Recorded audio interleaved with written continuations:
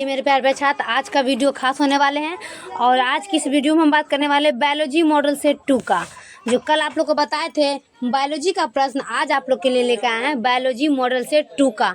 बहुत ही ज़्यादा महत्वपूर्ण प्रश्न है ये प्रश्न। आप लोग को एग्जाम हॉल में फंसने वाले मेरे प्यारे छात्र, तो इस प्रश्न को जितना हो सके उतना शेयर जरूर करिएगा। और ये प्रश्न आप सभी बच्चों के लिए बहुत ही ज़्यादा खास होने वाले हैं।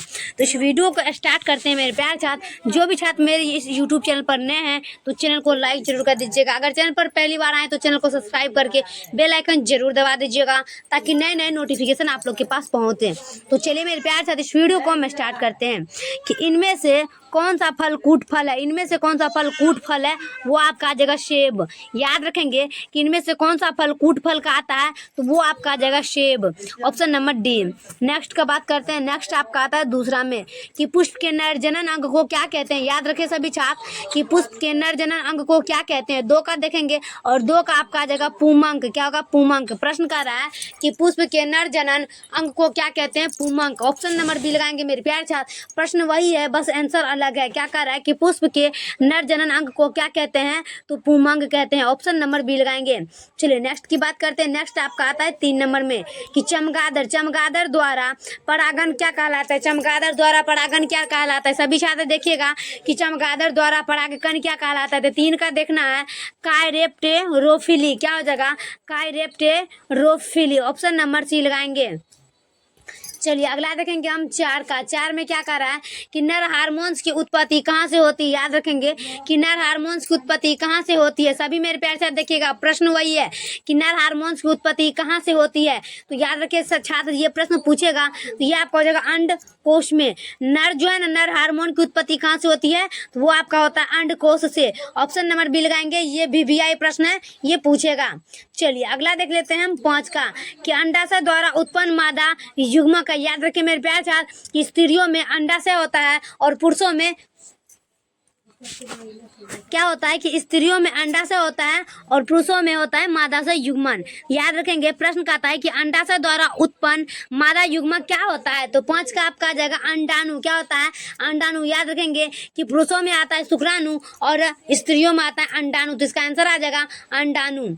चलिए अगला देख लेंगे हम 6 का कि शुक्राणु जनन प्रेरित होता है। याद रखें शुक्राणु किस में होता है? पुरुष में। शुक्राणु जनन प्रेरित होता है। क्या कर रहा है? शुक्राणु जनन क्या कहता है? प्रेरित होता है। तो इसका आंसर आ जाएगा आपका ACTH द्वारा।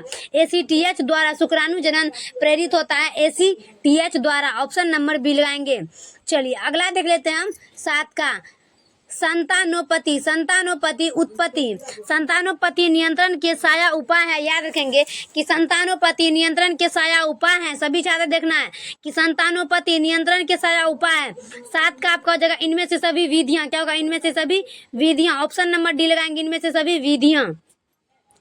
चलिए अगला देखेंगे हम 8 का परखनली। क्या कर रहा है कि परखनली शिशु उत्पन्न करने के लिए भ्रूण को कौन सी अवस्था में स्त्री के शरीर में रोपित किया जाता है। प्रश्न कर रहा है कि परखनली शिशु उत्पन्न करने के लिए भ्रूण को कौन सी अवस्था में स्त्री के शरीर में रोपित किया जाता है। 8 का देखेंगे और 8 का आपका आंसर हो जाएगा कि 32 माइनस कोशिकीय अवस्था में। 32 माइनस कोशिकीय अवस्था में। ऑप्शन नंबर ए लगाएंगे। प्रश्न कहता है कि परखनली शिशु उत्पन्न करने के लिए भ्रूण को कौन सी अवस्था में स्त्री के लिए शरीर में रोपित किया जाता है, वो आपका आता है 32 माइनस कोशिका अवस्था में। Option number A. चलिए अगला देख लेते हैं हम 9 का कि परागकण क्या है। याद रखें सभी मेरे प्यारे छात्र, परागकण क्या है। 9 का देखेंगे और 9 का आपको जगह लघु बीजाणु। क्या होगा? लघु बीजाणु। ऑप्शन नंबर बी लगाएंगे, लघु बीजाणु। चलिए अगला देख लेते हैं हम 10 का कि मानव रुधिर AB वर्ग में है। मानव रुधिर वर्ग AB वर्ग में। याद रखेंगे कि मानव रुधिर AB वर्ग में है। 10 का आपका आ जाएगा एंटीबॉडी अनुपस्थिति होते हैं। एंटीबॉडी अनुपस्थिति होते हैं। ऑप्शन नंबर बी लगाएंगे, एंटीबॉडी अनुपस्थिति होते हैं।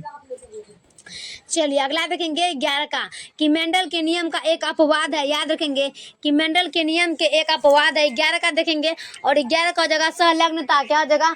सहलग्नता। याद रखें सभी छात्र, सहलग्नता। ऑप्शन नंबर सी।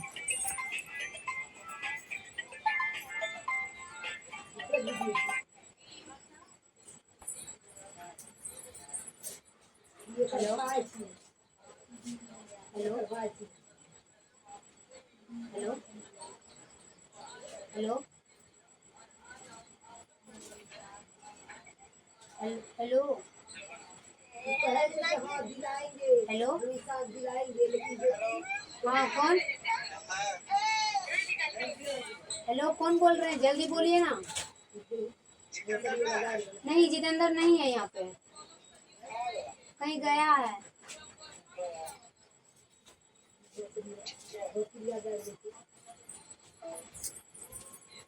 क्या कहता है संलग्नता। चलिए अगला प्रश्न की बात करते हैं। अगला आपका जगह 12 का कि क्रॉसिंग ओवर की क्रिया कब संपन्न होती है। याद रखेंगे कि क्रॉसिंग ओवर की क्रिया कब संपन्न होती है। 12 का देखेंगे और 12 का आपका जगह पैकेटिन। क्या होगा? पैकेटिन। क्या कर रहा है प्रश्न की क्रॉसिंग ओवर की क्रिया कब संपन्न होती है, तो पैकेटिन। ऑप्शन नंबर ए लगाएंगे, पैकेटिन।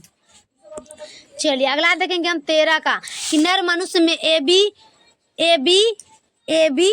बी जीनोटाइप बराबर भागों में उत्पन्न किए गए तो उस व्यक्ति का जीनोटाइप क्या होगा। कह रहा है कि नर युग्मक में ए बी जीनोटाइप बराबर भागों में उत्पन्न किए गए हैं तो उस व्यक्ति का जीनोटाइप क्या होगा। 13 का देखेंगे और 13 का आपका आंसर आ जाएगा ए डबल बी। क्या होगा? Double B. Option number C. चलिए अगला देख लेते हैं हम 14 का कि डीएनए से एमआरएन बनाने की प्रक्रिया को क्या कहते हैं। प्रश्न कर रहा है कि डीएनए से एमआरएन बनाने की प्रक्रिया को क्या कहते हैं। 14 का देखेंगे और 14 का आपका आंसर आ जाएगा ऑप्शन नंबर ए, ट्रांसक्रिप्शन। क्या होगा? ट्रांसक्रिप्शन। ऑप्शन नंबर ए लगाएंगे कि डीएनए से एमआरएनए बनाने की प्रक्रिया को क्या कहते हैं, ट्रांसक्रिप्शन। Option number A. चलिए अगला देखेंगे 15 का कि ऑपरॉन मॉडल प्रस्तावित किया था। 15 का देखेंगे जेकब तथा मोनार्ड ने। क्या होगा? ऑपरॉन मॉडल प्रस्तावित किया था जेकब तथा मोनार्ड का। Option number C. चलिए अगला देख लेंगे हम 16 का। निम्नलिखित में कौन चेन समापन कोनोड है। क्या कर रहा है कि निम्नलिखित में कौन चेन समापन कोनोड है। याद रखेंगे 16 का यू डबल ए। क्या होगा? U double A. Option number लगाएंगे यू डबल ए। चलिए अगला देख लेते हैं हम 17 का कि जो जीन अपना स्थान बदलते रहते हैं उन्हें क्या कहते हैं। कि जो जीन अपना स्थान बदलते रहते हैं उन्हें क्या कहते हैं। उन्हें कहते हैं ट्रांसपोसोन्स जीन। क्या होगा? ट्रांसपोसोन्स जीन। याद रखें कि जो जीन अपना स्थान बदलते रहते हैं उन्हें क्या कहते हैं, transposons gene. Option number C. चलिए अगला देखेंगे हम 18 का न्यूक्लिक अम्ल पॉलीमर है। याद रखेंगे 18 का न्यूक्लिक अम्ल पॉलीमर है तो न्यूक्लियोटाइड का। ऑप्शन नंबर ए लगाएंगे न्यूक्लियोटाइड का। चलिए अगला देखेंगे हम 19 का पुंकेसर प्रतिनिधित्व करते हैं। 19 का देखेंगे कि पुंकेसर प्रतिनिधित्व करते हैं। 19 का आपका हो जाएगा लघु बीजाणुपर्ण। क्या होगा? लघु बीजाणुपर्ण। Option number D. चलिए अगला देखेंगे लास्ट प्रश्न 20 का कि विषाणु संक्रमण कोशिकाएं नामांकित में कौन सा प्रोटीन स्रावित करती है। कि विषाणु संक्रमित कोशिकाएं नामांकित में से कौन सा प्रोटीन स्रावित करती है। 20 का आपका आंसर आ जाएगा option number D. Option number D में इनमें से सभी। क्या होगा? इनमें से सभी। मेरे प्यारे छात्र वीडियो कैसा लगता है कमेंट में जरूर बताइएगा और इस वीडियो को शेयर जरूर करिए मेरे प्यारे छात्र, क्योंकि ये प्रश्न आप सभी बच्चों के लिए बहुत ही ज्यादा खास है। दिन और रात एक बदलने वाली मेरे प्यारे छात्र ये प्रश्न है। तो सभी छात्र तब तक के लिए हम नेक्स्ट वीडियो में मिलते हैं। जय हिंद, जय भारत।